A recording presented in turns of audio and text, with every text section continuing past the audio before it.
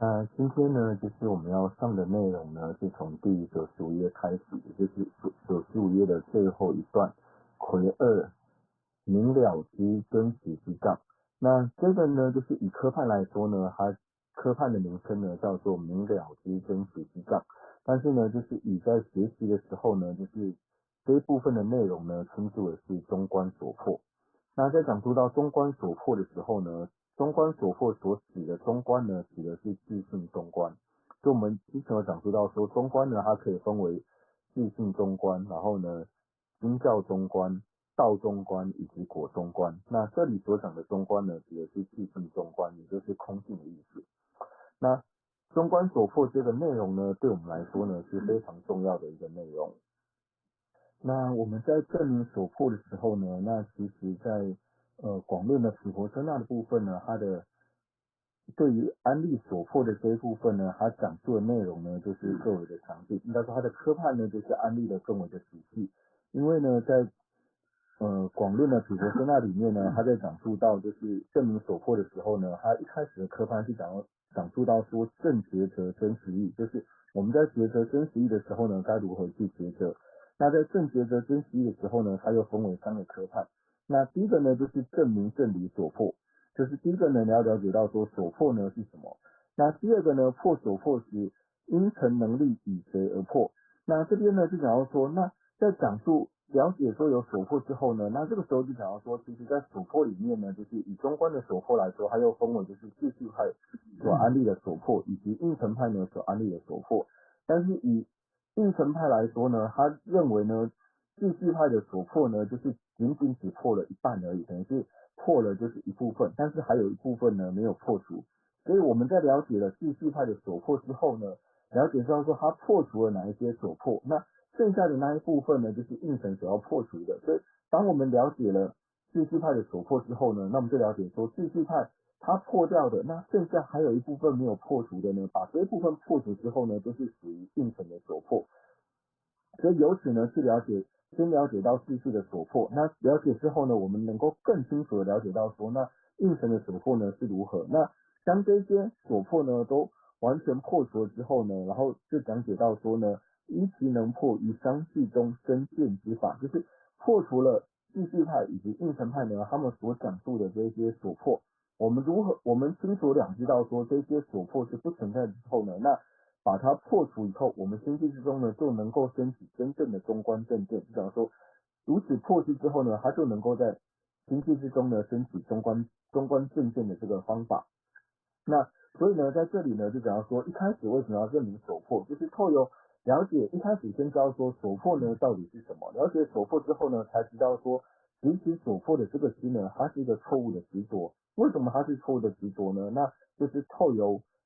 经论以及理论呢，然后来做破斥。那透由这种破斥之后呢，我们就知道呢，其实所破的这个两支呢，它是一个错乱支。因为呢，它所显现的呢，如同它所显现一般呢，并不存在，所以呢，由此了知道它是一个错乱的两支，然后由此呢，我们就可以去破斥它，破斥之后呢，自然才能够在心性之中升起中观的正见。所以呢，在善说藏论里面呢，只有讲到说就是破除所破的这一部分，但是它并没有讲说破除所破之后呢，如何在心智里面升起正见的这个科判。但是其实内容呢是一样的，不过呢就是在广论毗婆舍那的部分呢，把这个科判呢就是分得更为的详细。那如果说大家手上呢有广论的科判的话，可以看到就是科判表29这个地方，就是呢刚讲述到说在正抉择真实义的时候呢，它又分为三个科判。那第一个科判呢就讲到说证明正理所破，就是要了解到所破。那第二个科派呢，就讲到说，那在所破里面呢，就是有讲到说应成还有秩序派的所破。那破所破时，应成能力以谁而破，就是要以谁的所破呢作为就是真正的所破，就是要以秩序的所破作为我们所应认明的所破呢，还是以应成的所破呢作为我们所应认明的所破？那第三个呢，才讲到说依其能破于相续中生见之法，就是破除了所破之后呢，那在我们心系之中呢，如何升起正见的方式？那就是讲到说，以广论的科判来说呢，它比善说章论里面讲的呢还要来得更为的明晰。那在讲述第一个科判的时候呢，证明证理所迫的时候呢，它又分为了就是3个科判。第一个科判呢，就讲到说必须善明所迫之因相。就说呢，第一个呢，为什么要去先了解到说，为什么要先认识所迫的原因是什么？必须善明所迫之因相呢，就是讲述到说，我们要先去认明所迫的原因呢，到底是什么。然后呢，接下来呢，才讲到说，就是遮遣愚猜未明所迫而妄破除。那这个科派呢，才讲到说，就是其他派别呢，它为什么对于所迫呢，就是要么就是所迫呢，就是太过，要么就是所迫太假。就讲到说，他中呢，为什么所迫呢没有办法破得干净，或者说他没有办法认明所迫的原因呢，而去妄破除。那第3个科判呢，才讲到说自判明显所迫之理。那成立说最终呢，它所成立的所迫呢，到底是什么样子？所以呢，以我们现在就是算说账论里面的科判呢，明了之真实之障呢，那以这个科判来说，它就是现在所讲到的，就是广论的科判位一里面必须善明所迫之因相，就是先讲述到说呢，为什么要认明所迫的原因呢？到底是什么？为什么要去认明所迫？那何时是两支真正的所迫呢？那这个是等到算说账论，就是后面第96页的科判呢，才会讲到说，就是明世系中观派之实质，以及呢明应成中观派之实质。到这个时候呢，才开始认明到说，世系他所持持的我执呢，它的实质呢是什么样子，所以它的所迫呢到底是怎么样子，才开始点出来。那以及第2个科判呢，才讲述到说，应成派它的科判呢，它所要破除的所迫呢，到底是什么样子？那其实这个所迫的我执呢，又是什么样子的一种执着？那以上说上面来说呢，是在后面的科判，所以呢，这样相较起来呢，就是会发现说，毗婆舍那的科判呢，其实比在这一部分呢，就是讲述的比上说上论呢还要来得更仔细一点，但是内容呢是一样的。那接下来呢，我们就看回就是陆中院善水密义书第95页最后一段的部分。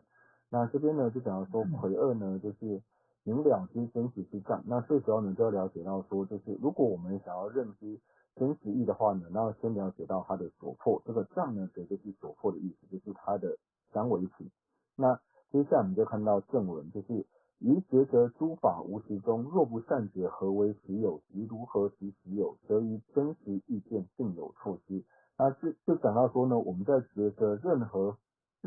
法呢，就是一切诸法呢，它之上的就是无地时的时候呢，无论说我们是觉得平时之上的无地时，或者说普特持罗的无地时，乃至于说硬体的无地时呢，那我们要觉得一切法之上的无地时之前呢，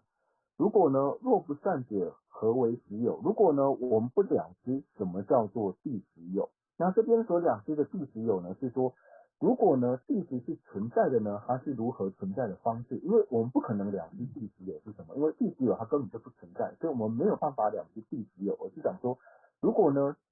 所以这边讲的是说地实成立之量，就是如果呢，地实它是存在的话呢，它应该是如何的存在？所以讲说，若不善解何为实有？如果你不了解说，如果地实有呢，它如果是存在的话呢，是怎么存在的方式，以及呢如何执实有，就是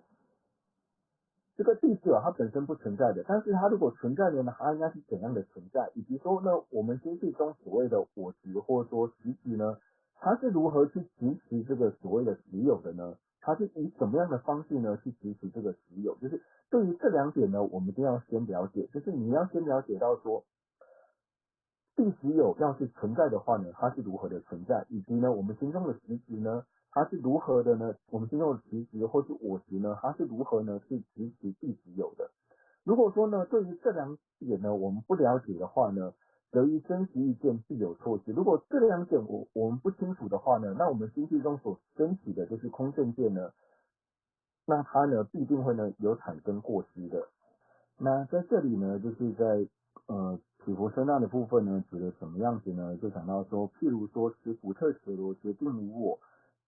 必须先是其所无之彼普特伽罗。如是若说无我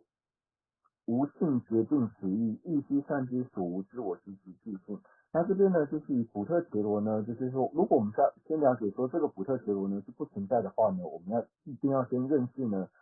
这个普特伽罗到底是谁？那以这个例子来说的话呢，就比如说我们现在呢就是在教室里面有50-60个人，那要再问说，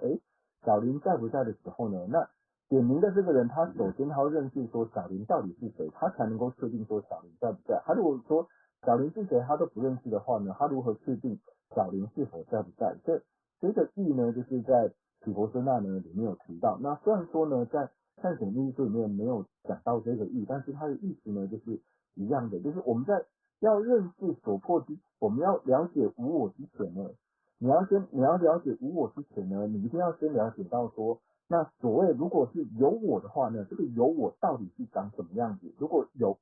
这个我们现在讲的是有我，但是我们现在就直接以中观的见解来说，就是以第十无来说好了，因为第十无呢是无论是秩序派呢，或是应神派呢，都是承许的。你要了解到什么是第十无之前呢，第十是不存在之前呢，你要先了解到说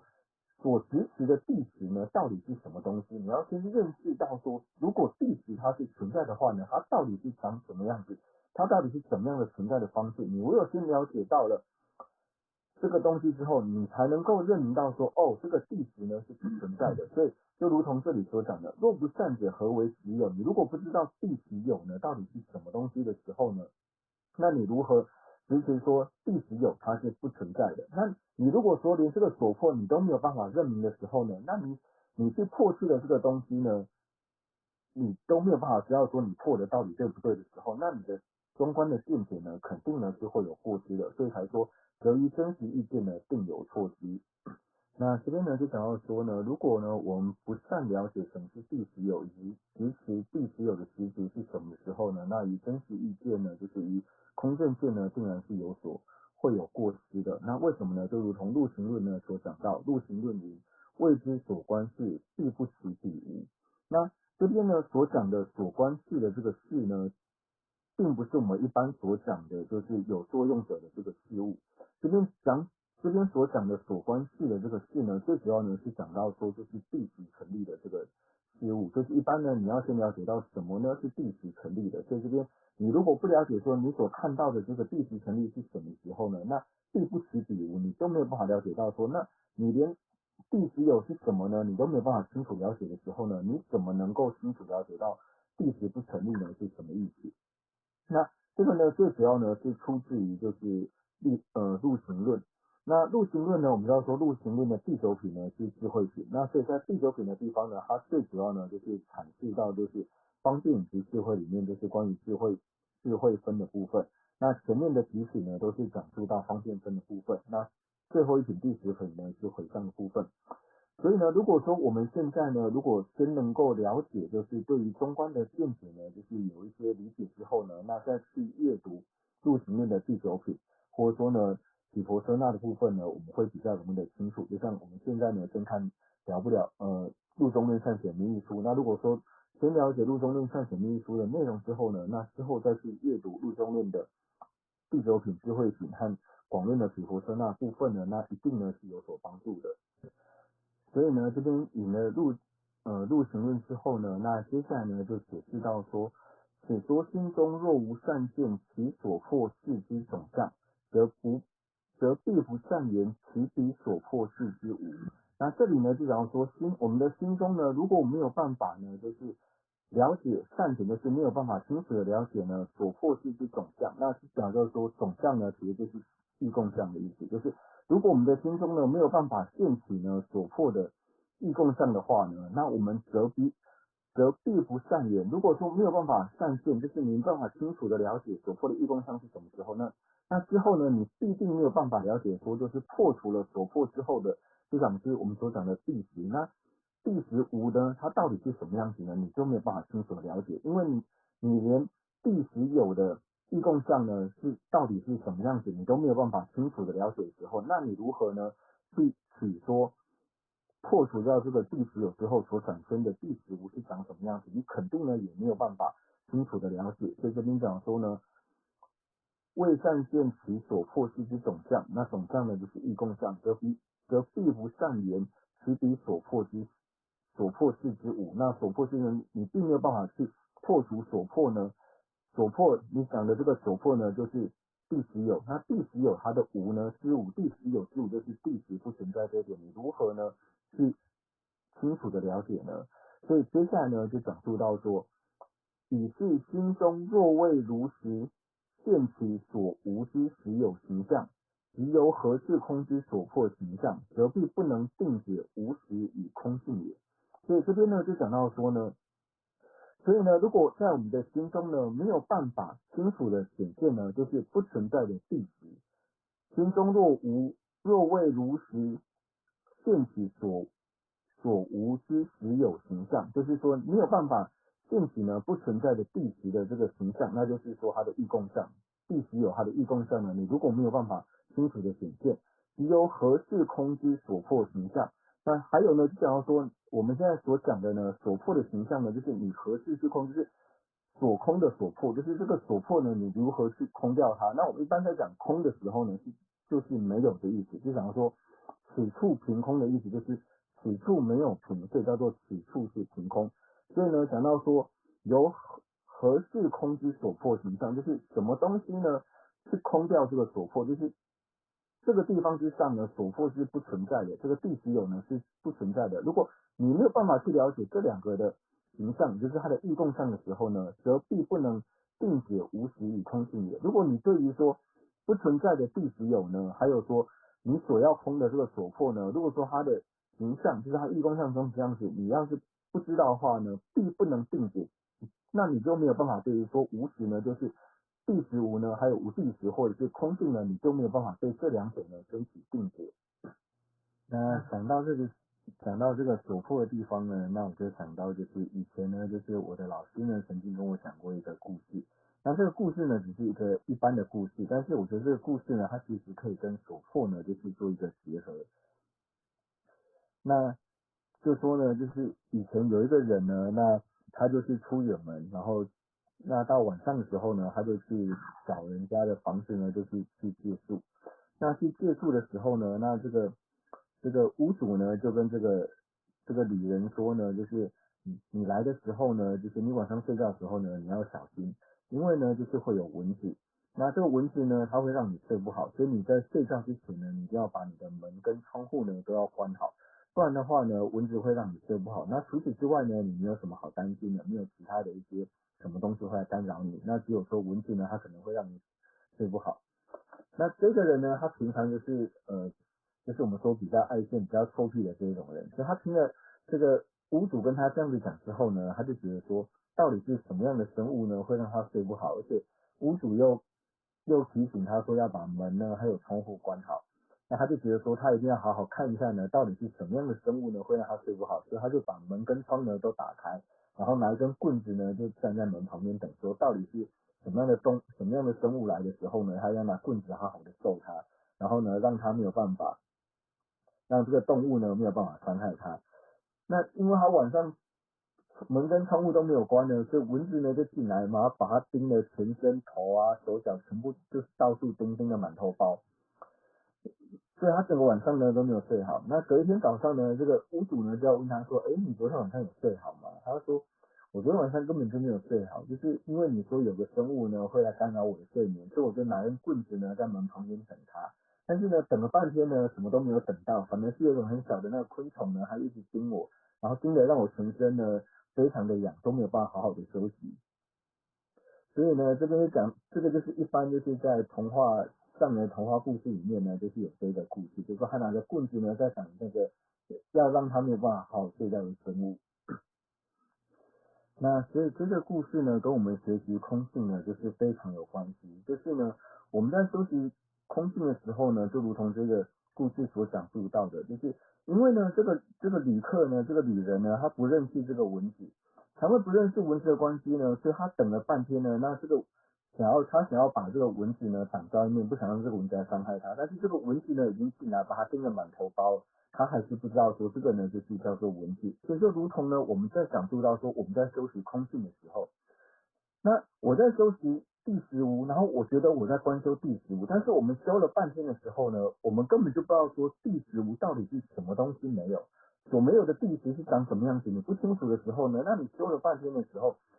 对于你的我执呢是完全没有办法去做对峙的。那因为你修了半天呢，对于我执没有办法去做对峙的时候呢，那自然而然这个我执呢，它还是我们烦恼的根本。那因为烦恼根本还在的缘故呢，那自然而然我们会产生三毒的烦恼。那因为有三毒的烦恼呢，又会增长其他的这些烦恼。所以呢，如果说我们对于呢，就是所破我执呢，所破的这个第十有呢，长什么样子，要是没有办法证明的话呢，我们就没有办法去遮止它。那你没有办法去遮止它的话呢，那我们心智中的实质呢，自然而然就没有办法遮止。那因为呢，我们修习空性，最主要呢就是要伤害，最主要就是要去对峙或者说伤害我心智中的这个我执。所以呢，你既然要去对峙心智中的这个我执的时候呢，你一定要认知我执它所执持的这个所破的这个我呢，到底是什么东西？你一定要先认清楚之后呢，你才有办法去做对峙。所以这个故事呢，就是可以跟我们修习空性的这个关联呢，就是在这边。所以呢，证明所破呢，对我们来说非常的重要。因为呢，如果说我们对于呢所破的第十呢，到底是什么不清楚的时候呢，然后只会在嘴巴上面说呢，就是一切法呢都是第十不成立，一切法都是第十空，一切法都第十不存在。仅仅是这样子的，这样子讲的话呢，对于我们来说一点帮助都没有。所以我们一定要先认明到呢，就是你所谓的第十不存在的这个第十呢，它到底是什么样子？它如果成立的话呢？第十如果成立的话呢，它是如何的存在？它存在的方式呢是怎样？如果我们能够透由原因去思维，就是第十为什么是不存在的话呢？